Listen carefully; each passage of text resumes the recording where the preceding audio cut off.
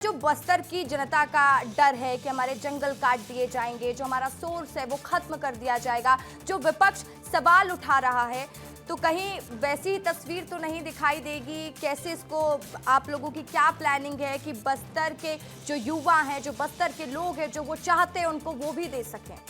देखिए, यही दुर्भाग्यपूर्ण है कि राजनीतिक रूप से कांग्रेस पार्टी कहती है कि हम विजय शर्मा जी को बधाई देते हैं, हम अमित शाह जी को बधाई देते हैं, नक्सल के पीड़ित हम भी है, हमारे पूरे जनरेशन जो लीडरशिप की जनरेशन थी उसे ख़त्म कर दी।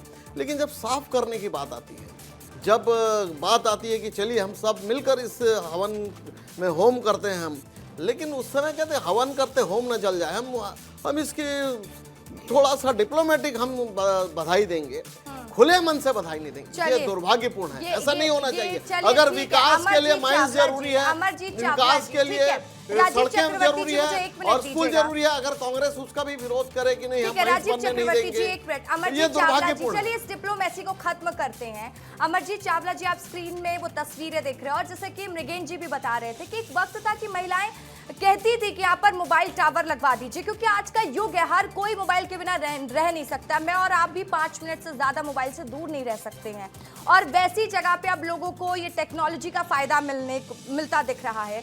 और आप तस्वीर भी देख पा रहे हैं जहाँ पे बच्चे मोबाइल चला रहे हैं, और भी तस्वीर है, बच्चे टीवी देख रहे हैं। तो आपको इस डिप्लोमेसी को खत्म करके ऑन स्क्रीन मुझे लगता है बधाई दे ही देना चाहिए गृहमंत्री। रचिका जी, देखिए, सरकार जिस तरह से एक टावर और नेटवर्क को लेकर उसको अपनी बहुत बड़ी उपलब्धि के रूप में प्रचार कर रही है।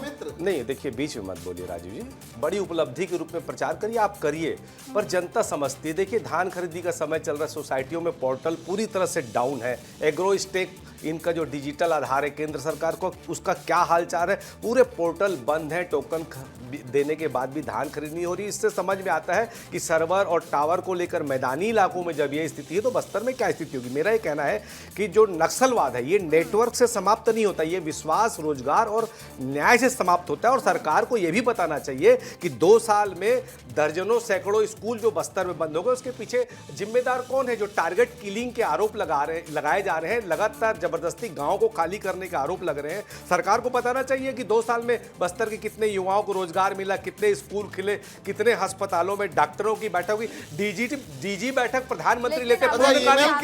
सुनिए, मेरी बात पूरी होने दीजिए, मैं बता रहा हूँ राजीव जी, आप देखिए, सुनने का साहस भी रखिए। एक सेकंड, अमरजीत चावला जी आप बोल रहे हैं, 1 मिनट। अमरजीत चावला जी आप कह रहे हैं 4 लोग आपको घेर नहीं रहे हैं, आपको 4 लोग कहाँ हैं? 2 लोग तो चुपचाप बैठे, 4 लोग कहाँ होते हैं? मेरी आवाज आपको 2 लोगों की आवाज सुनाई दे रही है? तो मुझे जवाब देने दीजिए ना, मैं अगर सवाल पूछ रहा हूँ विपक्ष में होने के नाते, तो सरकार को इतने वो रखनी चाहिए पेशेंस। आज हम ये बात कर रहे हैं, आप ये कह रहे हैं कि एक जगह पर हम लगातार ये भी तो सवाल पूछ रहे हैं ना कि सरकार के आगे चुनौती है, सरकार कैसे पूरा करेगी। आपका जो सवाल था कि कहीं अडानी के लिए तो ये नहीं किया गया, मैंने वो भी सवाल पूछा। लेकिन आप इस बात को भी तो समझिए, अगर तस्वीरें बदल रही, आप कह रहे हैं एक जगह से तस्वीरें सामने आई है, हिडमा का गांव, वहां की तस्वीरें बदलती आपने देखी, उस पर तो आप कहेंगे ना कि हाँ तस्वीर बदल रही है और हाँ काम हो रहा है, तो डंकी की चोट में बोलते हैं हम कि काम हो रहा है, फिर चाहे हम इस चेयर में क्यों ना बैठा हो। देखिए रसिका जी, मैंने कहा ना, पारदर्शिता और न्याय का अभाव दिखता है। हिडमा को मारा गया, उसके ऊपर कई आरोप थे, वो अच्छी बात है, न्याय होना चाहिए, पर उसमें भी सरकार के ऊपर, उसकी कार्यप्रणाली के ऊपर आरोप लगे।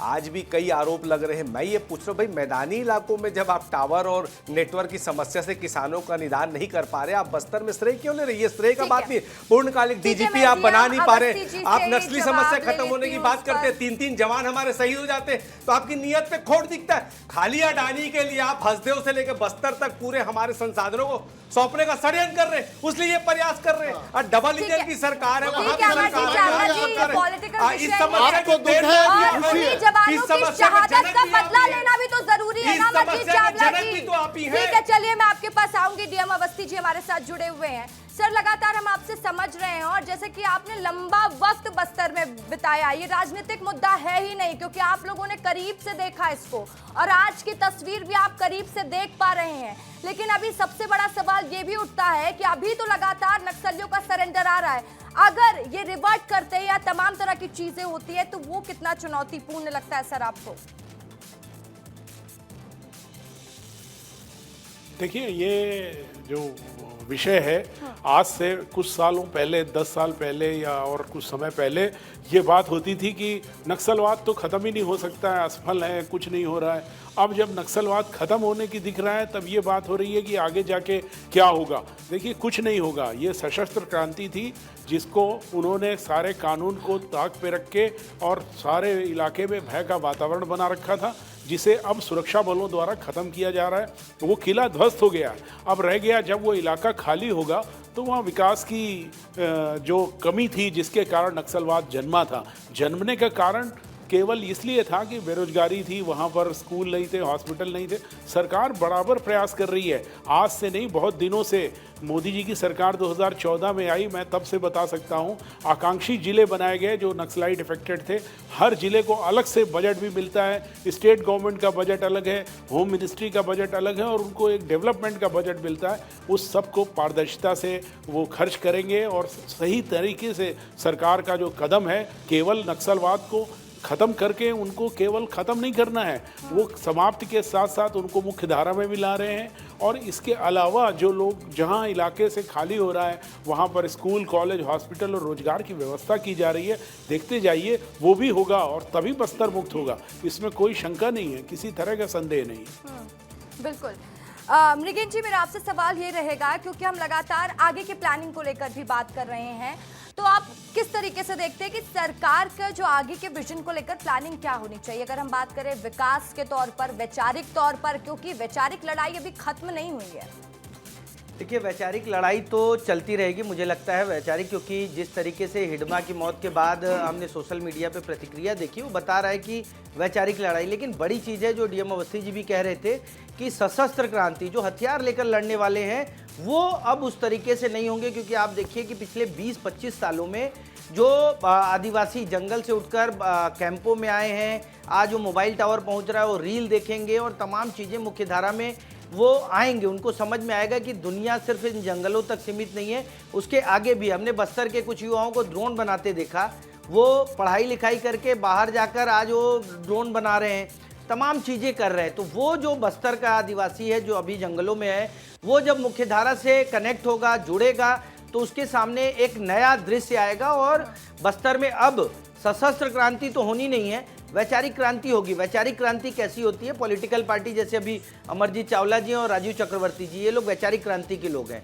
अलग अलग पार्टी की विचारधाराओं को लेकर चलते हैं। वैसे ही एक पार्टी या एक संगठन कुछ होगा जो विरोध करेगा, जो इसको लगेगा कि ये चीज़ें गलत हो रही हैं, उसमें कुछ बहुत ज़्यादा फर्क नहीं पड़ना है। मेन बात है कि बस्तर में डेवलपमेंट होना चाहिए। जो मोबाइल टावर है, एक मोबाइल टावर नहीं, वहाँ कम से कम 200-250 मोबाइल टावर की ज़रूरत है, जो पहले के प्लान में है। उन 200-250 मोबाइल टावर के आने के बाद आप समझिए कि बस्तर जो आदिवासी है वो सीधे मुख्य धारा से, मतलब तमाम लोगों से जुड़ जाएगा। आप इंटरनेट की दुनिया बहुत बड़ी दुनिया होती है, वो समझेगा कि इंटरनेट के माध्यम से वो कहाँ जा सकता है, पढ़ाई कर सकता है, वो आगे की कृषि एग्रीकल्चर में किस तरीके से बेहतर कर सकता है, फूड प्रोसेसिंग में कर सकता है, गवर्नमेंट की क्या योजनाएं हैं, इन सब की जानकारी होगी। तो मुझे लगता है एक सुनहरा बस्तर आएगा आने वाले समय में। आज पहला टावर लगा है, ऐसी 200-250 टावर लग जाएंगे तो एक सुनहरा बस्तर बदल जाएगा।